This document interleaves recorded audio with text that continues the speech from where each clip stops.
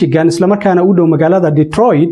isla markaana markeedii hore dadka u badan ay ahaayeen dad cadaan ah oo Polish ah wadanka Poland ka yimid ayaa hadda waxa soo buuxsamay dad soo galooti ah oo ka yimid dalalka Yemen, Bangladesh iyo Pakistan waxaana loo aqoon jirayba Warsaw caasimada dalka Poland ah ayaa magaaladaasi loo aqoon jiray laakiin sanadkii 2013 ayaa magaaladaasi gabi ahaanba waxay noqotay dhamaanteedba dadka u badan waxay noqdeen dad muslimiin ah waxa sidoo kalena dhawaqii kaniisadaha baleelkoodii waxa bedelay dhawaqa aadaanka oo duqa magaaladaasi iyo dhamaanba 6 xubnood oo ka tirsan dawladda hoose dhamaantoodba waxay noqdeen dad muslimiin ah waa magaalada kaliya ee dalka Mareykanka oo dawladda hoose dadka ka arrimiya dhamaantoodba ay yihiin dad islaam marka la eego guud ahaanba dalka Mareykanka maayarka ama duqa magaaladaasi Hamtramck oo la yiraahdo Amir Ghalib ayaa waxa uu xaqiijiyay in magaaladan ay ka turjumayso sheekada dhabta ah ee dalka Mareykanka waxa uu yiri anigu waxaan ka soo jiray dalka Yemen halkan ayaan imid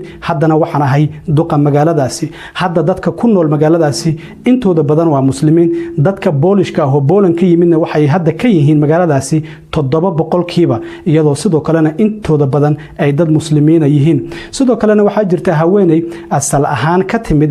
dalka Poland oo hadda islaamtay isla markaana magaceeda la yiraahdo Amanda Jakowski waxay xaqiijisay markiina loo doortay in dawladda hoose dadka duqa magaalada iyo dhamaanba xubnaheeda ay muslimiin noqdaan dadku waxay dhahayeen waxay doonayaan hadda in shariicada islaamka ay nagu maamulaan haweenka waxay ku qasbi doonaan madaxa inay dataan haweenku ma awoodi doonaan inay gawaarida wataan laakiin arintaas run ma ahan ayay tiri magaaladeennuna waa magaalo nabdoon isla markaana sida dhibaatooyinka dhinaca diimaha iyo dhaqanka ka jira qaar kamid ah magaalooyinka ma ahan sidoo kalena faqiirtinimada baahda ee ka jirta qaar kamid ah magaalooyinka dalka Mareykanka marka waxay tiri magaaladeenu waxay hadda soo jiidanaysaa dalxiisayaal